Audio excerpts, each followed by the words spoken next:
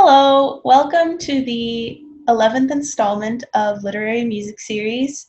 I'm your founder and artistic director, and this is Jeff Cerulli. He is a comedian and filmmaker from New York City. Hi guys, how's everyone doing? I'm doing good. Everyone else, I think, is doing good too. Anyways, so today we are here to talk about a new topic that has not been introduced on this series yet, but a fascinating and very rich one, which is film scoring. And as Jeff is a filmmaker, he has been intertwined in this world for quite some time. So, Jeff, I would love to ask you some questions about your documentaries and your short films. Sure. It's something I enjoy doing. I'm not a composer per se, but it's something that I enjoy doing for videos. I enjoy kind of looking for tracks. Like a lot of stuff I've done, I've gotten off licensing sites. And I enjoy, it's kind of like the final touch when you kind of do video, you kind of have an idea of what you want in there. And then it's almost like, yeah, like I just said, the final touch where you want to put something that fits perfectly to kind of convey the message that you're going for with, the video or specifically the scene in the context of the video. So it's something that I don't know if everyone enjoys doing it, but I enjoy doing that way more than coloring or some other things that go into. And when I say coloring, I'm talking about color correcting, I personally don't enjoy that. I think that's very tedious. And so film scoring is something that's just like a lot of trial and error and something that you get right. When you get it right, it's awesome. And it works perfectly.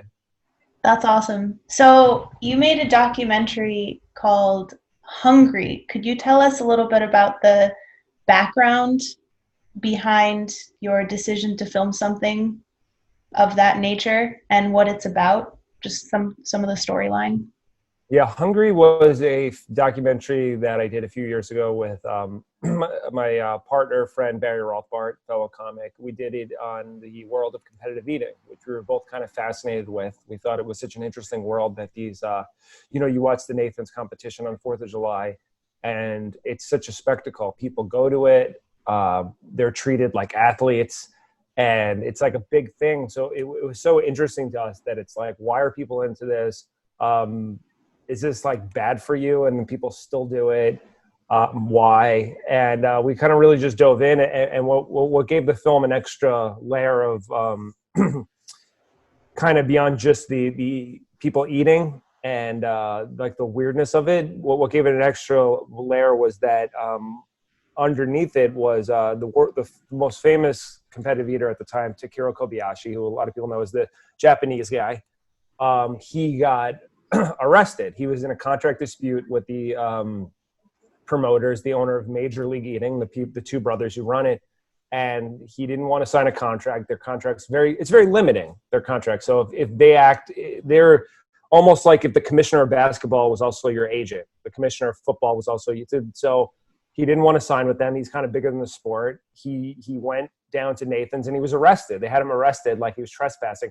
So we thought it was so interesting. We're like, there's a story here. There's something very interesting here that we should get to the bottom of. So we interviewed him.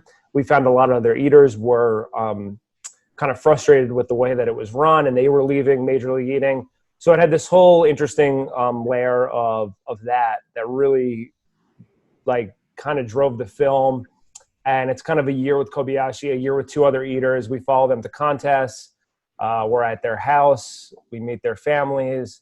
And you'd see that they're just like, obviously normal people who just love to compete. And it's kind of like no different than like, you're super into piano. Well, these are people who are super into eating. And they like the competitive nature of it. And they like, I think, the gross out factor of it too. And we did it a few times. Me and my partner, we were eating because at one point we thought that was going to make it in the film. So we did a few contests. I did a Nathan's hot dog qualifier, and we did a hot dog eating contest in my apartment, and none of that made it into the film. So it ended up being a waste, but it was still just kind of interesting to just kind of like, just try it out. It's very hard and very, very gross. I didn't know that you did a competitive eating contest. We did. I did. I think 2 wings and like 2 hot dogs, 2 or 3 hot dogs. Oh, It's hard. that sounds hard. I mean, that's kind of based on what you told me. That seems kind of like nothing. um, Yeah. Oh, but for that we hired. What was interesting about that and talking about film. So that's what the film was about. But talking about the music in it, one thing that was my first documentary, so I didn't really know anything. But what was interesting is when we did the film, we put all music we liked that we didn't own, such as Philip Glass and the Ramones and this and that. We pulled in a bunch of stuff that we don't have the money to pay for. Like, we're just 2 guys. We had a little money to do this with. There's no way we could pay licensing rights for songs, popular songs. They're going to be very expensive. So we hired a composer. It was this band. They were excellent to just watch the film, hear all the music that we put in, and just do their own version of it. So they just mimicked and just like, did their own, if it was like a rock song, if it was piano, and it was really cool. And these are some of the tracks everything I gave you from that film is from them, but that's the tracks. that's what we're listening to. Oh, I don't even hear it now. I mean, but the people, they're going to be hearing this. That's what is playing right now, and that's. How do you think the music that you chose, that the composer wrote, how did it enhance what you were trying to say? Is there a certain vibe that it gave off? Is there a certain intent that it had? Did it connect to what you were trying to tell with the story? So the film is basically 3 characters. It's Takiro Kobayashi, who's the most famous eater, or was at the time. I would say now it's Joey Chestnut. This kind of family guy who's kind of like the regular, like average Joe who likes to do it, who's got 3 kids and a wife and lives in Jersey. And then there was a younger guy who was known as the lunatic. That was his nickname. And he's kind of a wild card. So you have 3 different personalities there. So for Kobayashi, it was more like classical music, and he's very like well trained, and he's very like well spoken, and he's very polished. And then for the family guy, it was more like, I'm even talking about like when you meet them, the introductions more so, but throughout the whole film. When you meet Dave, it's more like sweet, the music, and it's more like he's like a guy who tries really hard. He's a guy you're going to relate to because, most people are not the best at what they do. It's just, that's a very few percentage of people who are the best in their field. So most people are not going to relate to Kobayashi. They're going to relate to the family guy. And then for Brad, who's the lunatic, it was more kind of a wild card, and you don't know what this guy's going to do, and it's more kind of edgy and rough, the music. And that was just kind of the way you play that. That's the way you're trying to convey and trying to get people to feel a certain way to tie in with, the video and what they're saying and what you're seeing. Yeah, and it does tie in. I think it's very characteristic. You also made another documentary on a very different subject called Tasteless. So I actually saw it, and I saw the premiere of it. That was amazing. Can you tell us a little bit about the background for Tasteless and how that actually is a pretty timely topic right now, perhaps, and something that really makes you think, just how you came about that? Tasteless is a documentary based on an old joke book from when I was a kid in the 80s. It was a really like offensive joke book that was actually popular because it was a different era, and something like a joke book could be a New York Times bestseller. So the film talks to comics about this, and it works its way into kind of what's going on now, where people are getting upset about jokes and cancel culture and the mob. And there's a girl in the film that put a joke online about guns and women's rights, and people got pissed at her and gave her death threats. And it was like, it's just a different era from when the author of this book wrote it, who's also a woman who you wouldn't expect to have written a book of, offensive jokes in the 80s, who's actually, a big feminist now and is, speaks, her main cause now is ageism. She doesn't like when people are ageist and, they think negatively about old people. So that's her main cause now. And she actually wrote this book and she talked to us. So it just kind of shows the parallels between doing jokes then with now with online. There's a guy in it who in Canada who, that's a whole different set of rules, made a joke about a kid who was a public figure and he got sued and he lost because they don't really have the free speech that we have here. It's someone can, you know, take you to court and sue you, and it's the Human Rights Committee. And so for this, I scored this myself. I did it just off royalty site because, like, with Hungry it was more about the characters, and they had Cinema Verte and you're seeing them go, and interviews, whereas Tasteless was just interviews. It was just interviews and old footage. So for me, that was just like, you just need stuff in the background. You just need things like when the girl's talking about how she got death threats, you're going to want something like kind of like intense and like what she went through. And then when, you know, the author of the book is talking about her life now and looking back, I had some sort of like whimsical, like look back, airy kind of track. But that was, again, kind of like, I just, at the end, like, I have the film done and it's like, okay, I got to go score it. So I went to 2 sites and I just licensed all the music. And those sites are great for things like that, where you can pay, it varies, but you can pay like $35 to like $50 a track, and then you can get the rights to use it in, you know, for your film. And that's a really nice way to do it if you don't need something that's as intense as I felt Hungry. And why did you think Hungry needed that intensity and Tasteless didn't?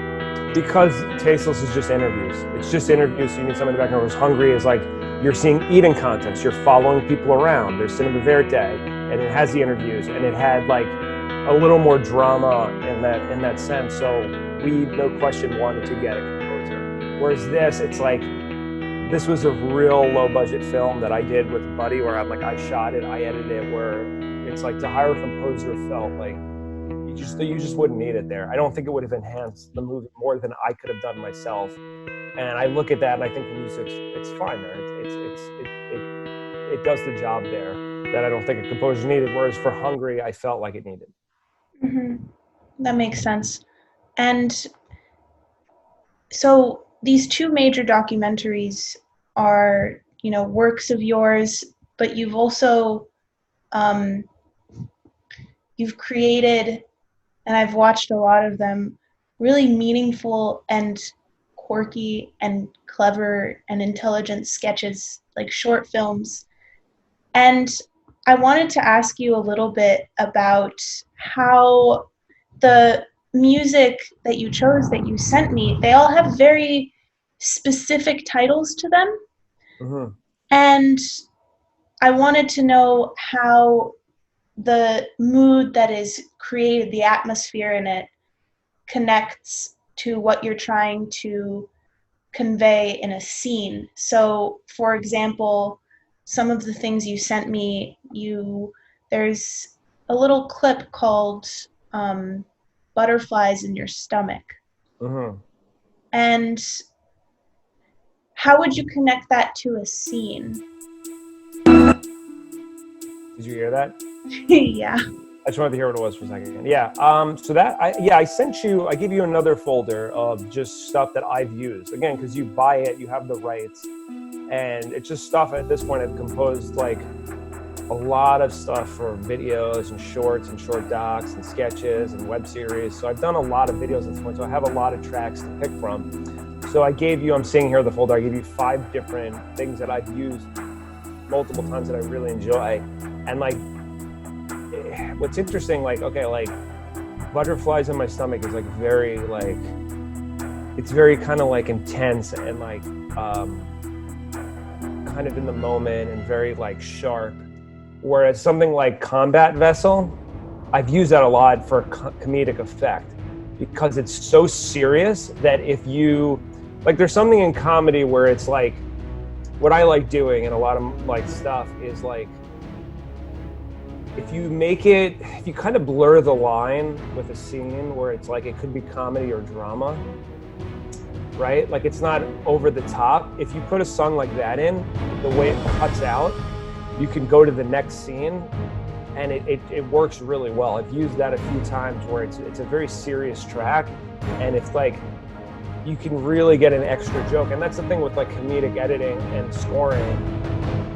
You can get jokes out of that too with the scoring. So that's one that I've used a bunch of times to get like, if like, let's say a character, like I did a web series called The Feed, which was someone who was me, not someone, I was in it. I ran my Facebook like a news feed, and it was a take on the way journalism is now, the way that we consume media, where it's not so much we're watching the news to get information. People are just on Facebook sharing just stuff, and they're not looking at sources. They're just like, everybody wants to put stuff out there. So it was a guy who is running his Facebook like a news feed.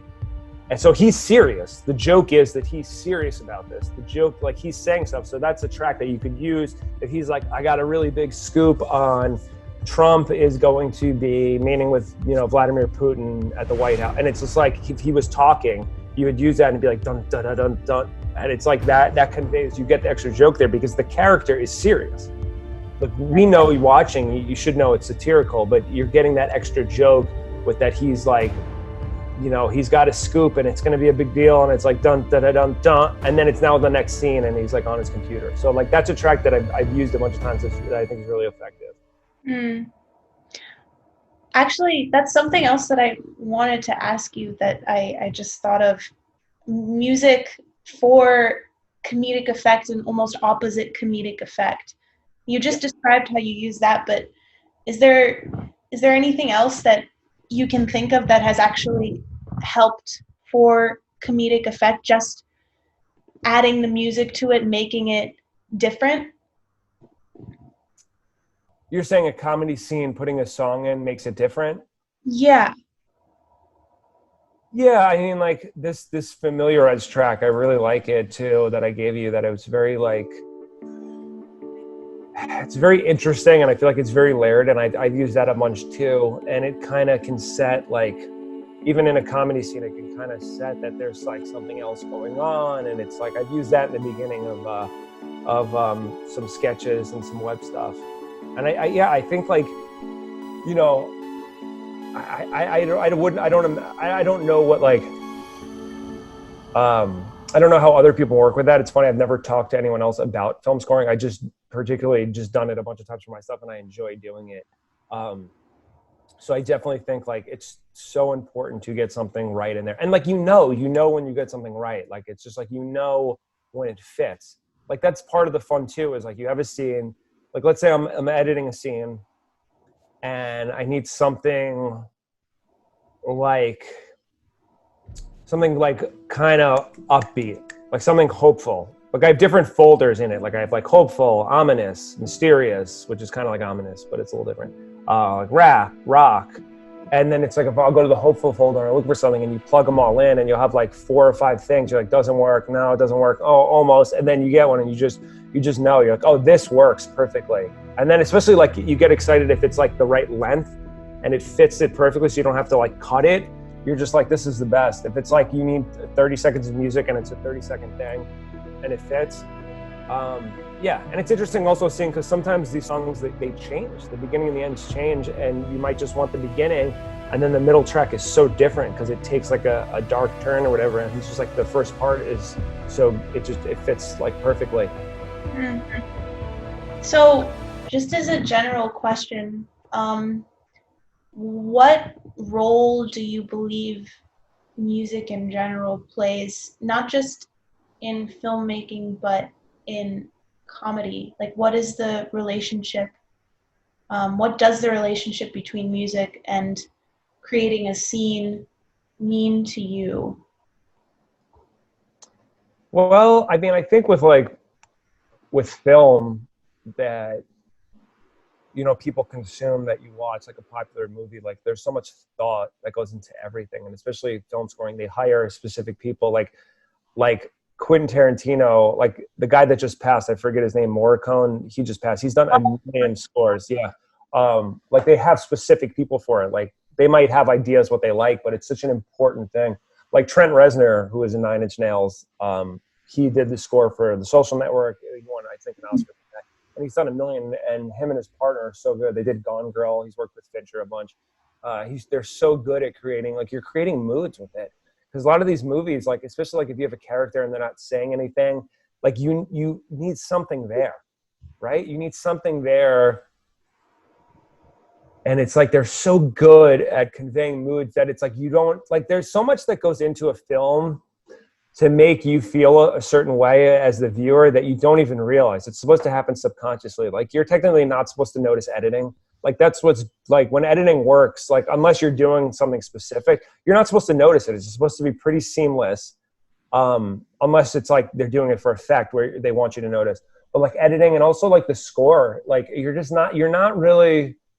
not supposed to notice it. It's just supposed to like be in the background, and like, it's just, you're not supposed to realize the effect it's having on you, is what I'm trying to say. Like, it's just supposed to, it's supposed to like seem seamless, the whole process. Yeah, it kind of seeps into you. Yeah. Watch the film. Like, you're not supposed to have it be at the forefront, even though it's dictating everything. Yeah. And I think like when you work with people on a smaller scale, like, I feel like everyone, like, the experience I've had sometimes with like projects is like everybody wants their thing. Like, like whatever you like, if you're a colorist, an editor, cinematographer, like, you feel like your job is the most important, right? So you want it to stand out, and that's not really how it should be. Like any sports, like, you're supposed to be a team. Like, like in basketball, it kind of, you're going to have the best player. So it doesn't even work that way always. But ideally, like a team, everyone's supposed to be on the same page. Everyone knows their role. So ideally, it shouldn't be like, I've worked with some cinematographers who like are going for like the best shot because they want to get the credit. And it's like, they're good at what they do. And it's like, they want people to see that and go, oh, like, look at that shot. And that's something that people will do because it's so visual. Like, you're looking at something and you can see, oh wow, that's a great shot.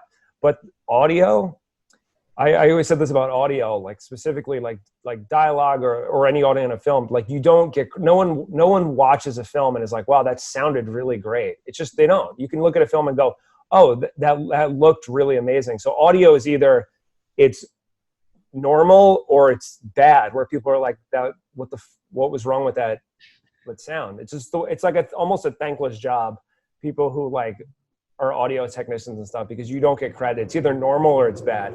It's just, no one is like, oh, did you see Once Upon a Time in Hollywood? It sounded great. Yeah, that feels almost not really particularly fair, because the film that's coming to mind right now is Schindler's List. Yeah. And it's not the only film. I mean, I can think of, Godfather, Scent of a Woman.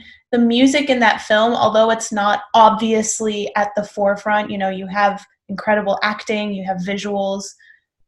I really feel that, at least for me, it wouldn't be as powerful if the music wasn't there.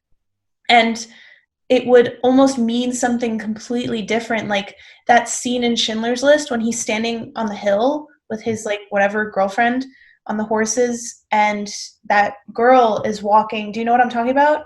The girl in the red coat, she's walking down. I mean, imagine if, and I'm not saying imagine if there was no music, imagine if the music was different. Imagine if it was like a waltz or, like a tango. Like that wouldn't make any sense. The fact that it's this very somber, yearning sound is what makes that scene. So yeah, it's unfortunate that oftentimes it's a thankless job, unless you're, Morricone, who just died, or John Williams. Mm-hmm. I mean, even on a smaller scale, like it ranges from everything. Even in a short film or a documentary or a sketch, it wouldn't be the same if you didn't have that underlying sound influencing the scene, and specific sound. Otherwise, I guess it would change the mood. Yeah.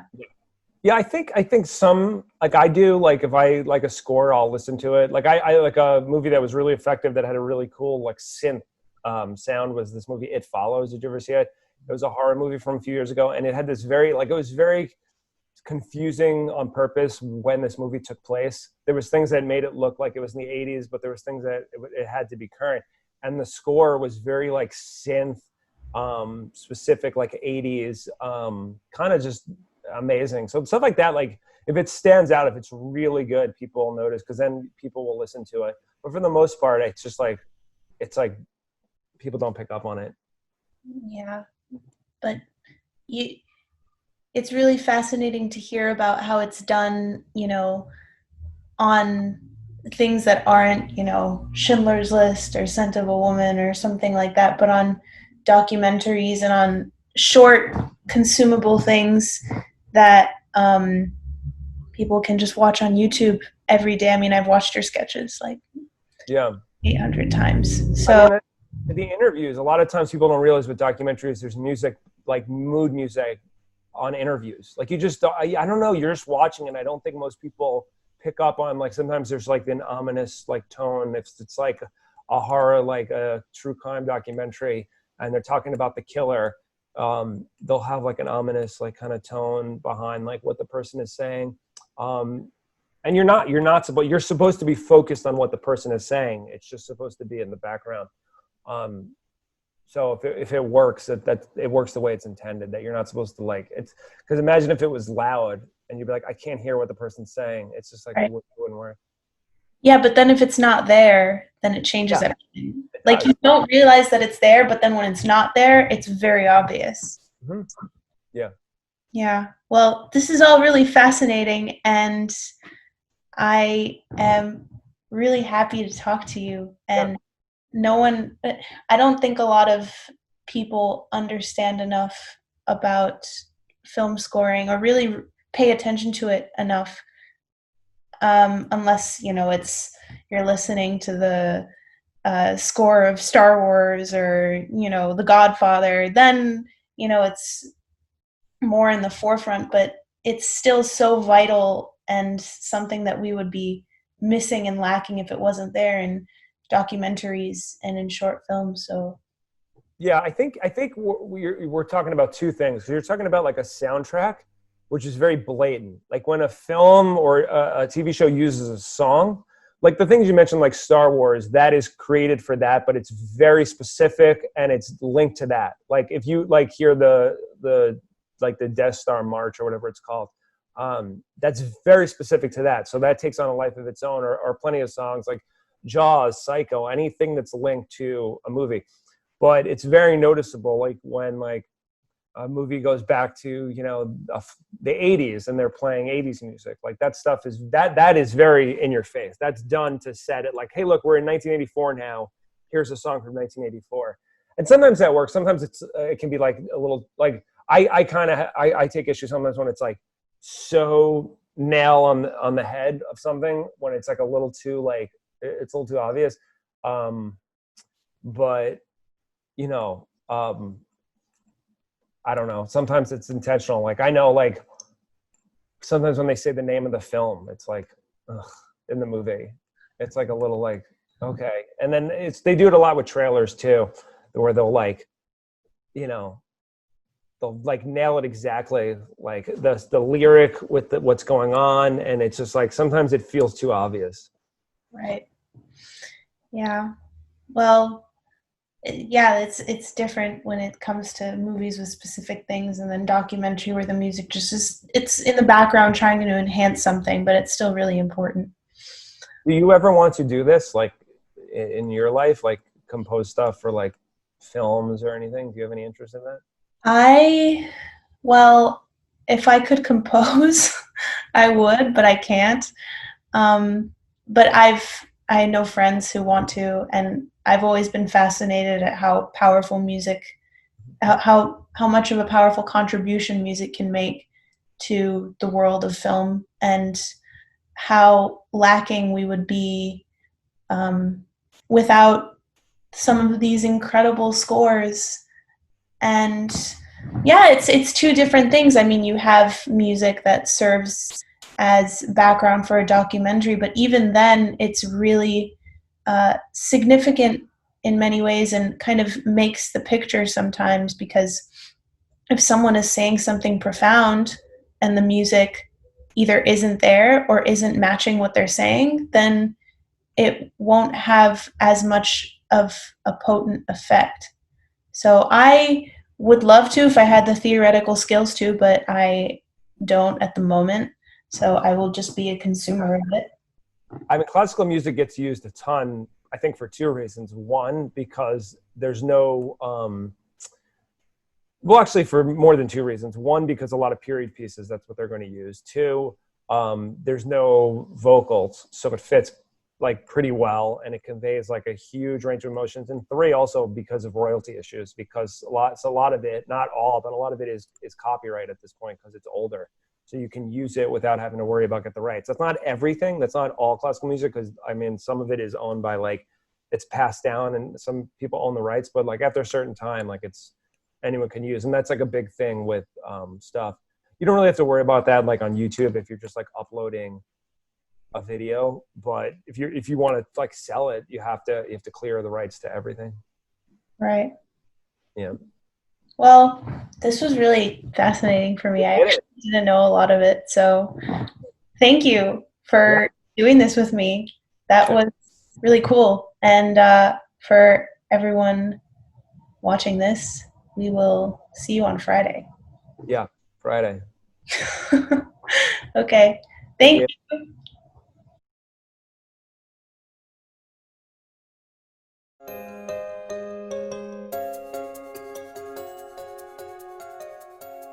Hi, I'm Jeff, and I'm a Zoom consultant.